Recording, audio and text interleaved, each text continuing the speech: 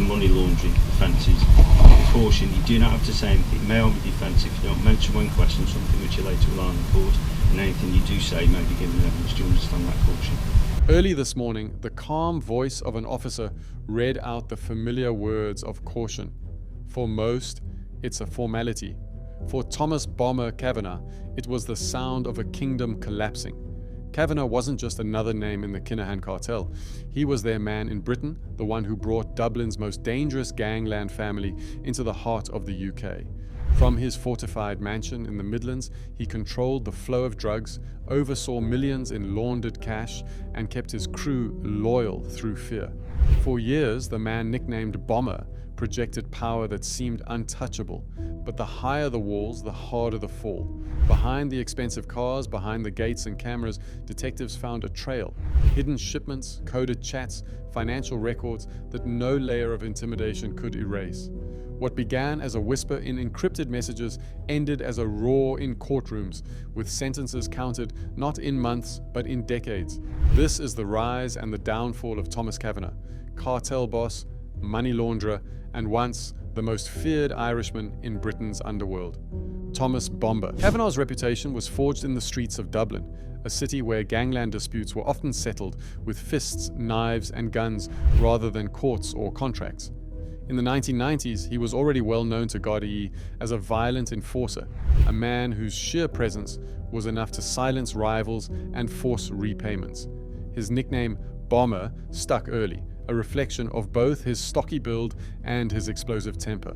By 1990, Kavanagh's activities had already drawn the full attention of the law.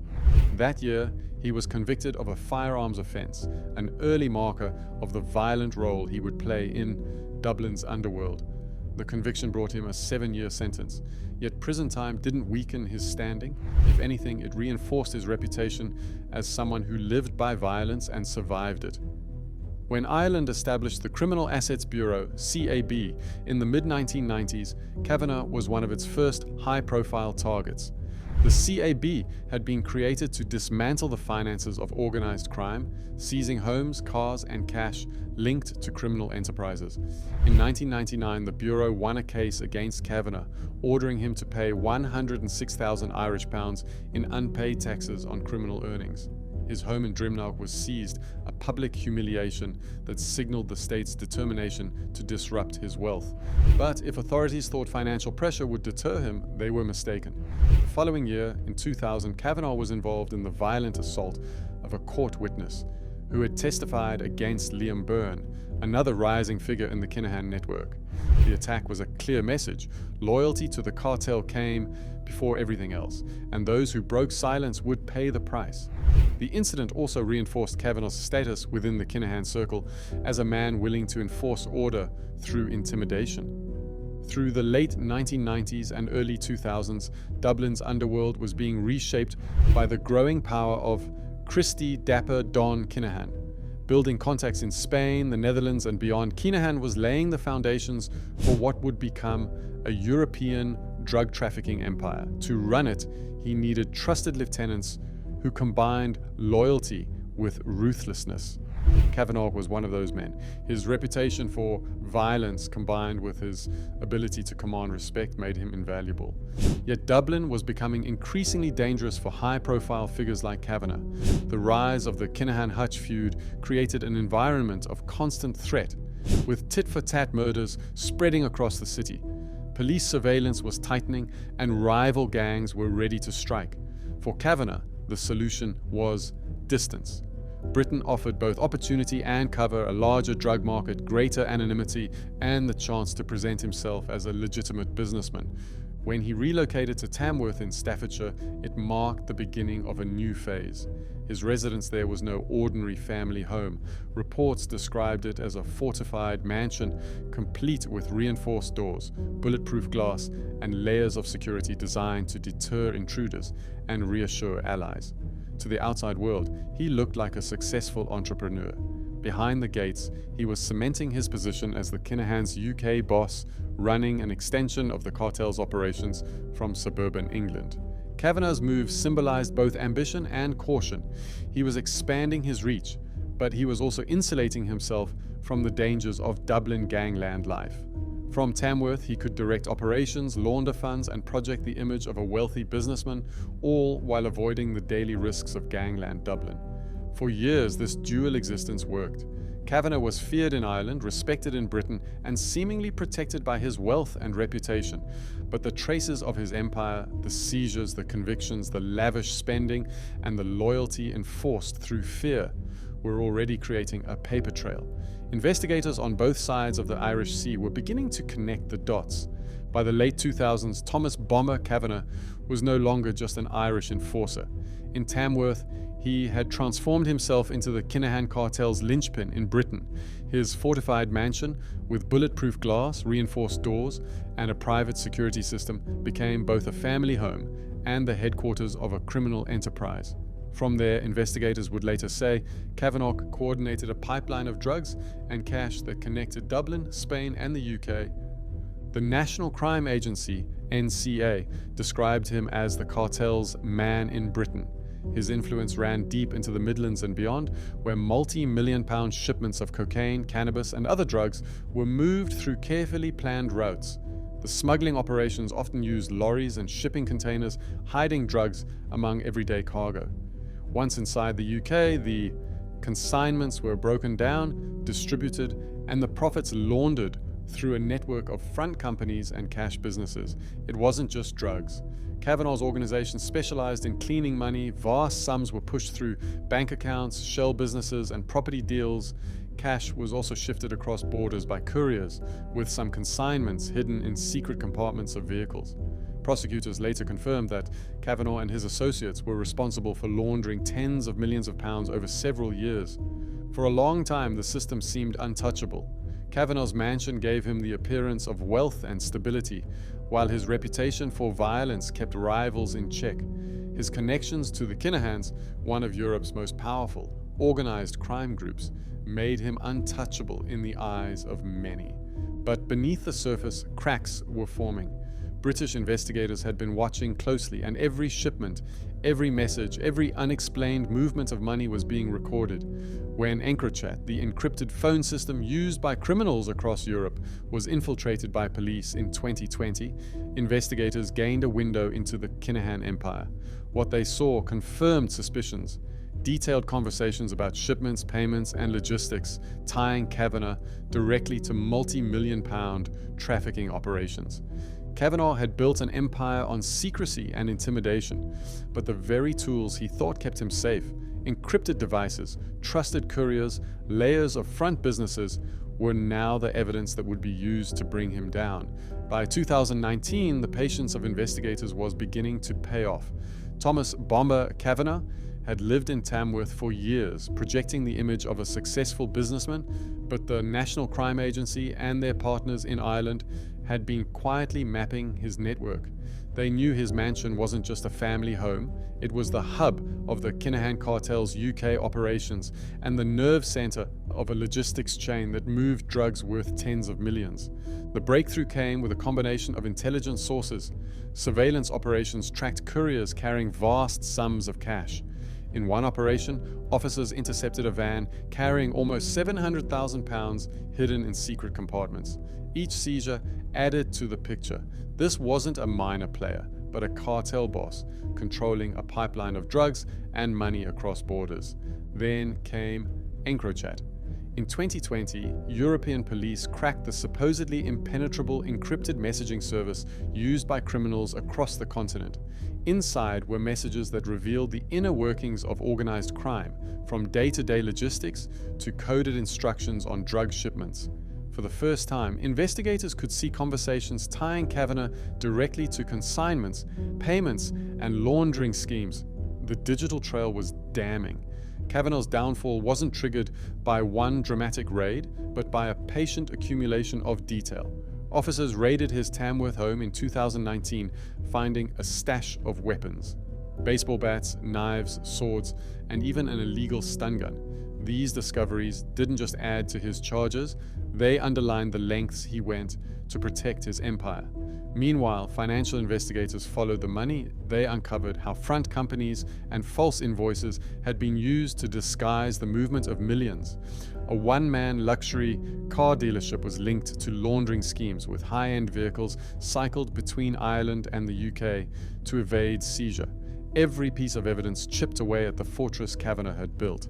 By 2021, prosecutors were ready.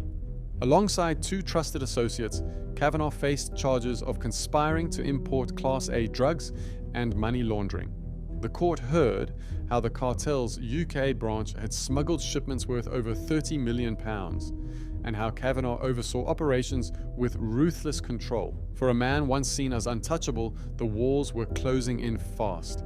The very secrecy that sustained his empire had been pierced, and the trial that followed would expose not just Kavanagh's crimes, but the reach of the Kinahan cartel itself. When Thomas "Bomber" Kavanagh finally stood in the dock, the weight of the evidence against him was undeniable. Years of surveillance, seizures, and intercepted messages painted a clear picture.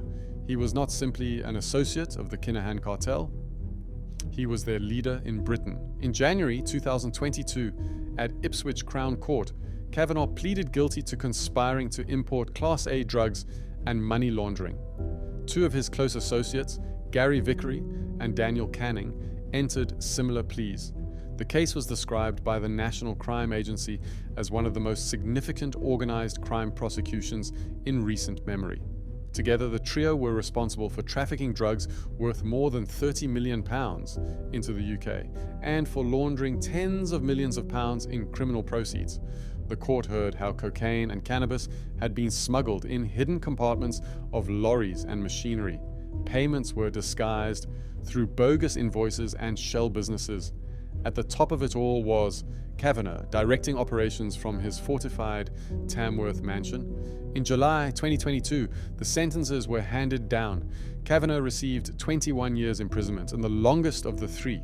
Vickery was sentenced to 20 years, while Canning received 19 and a half.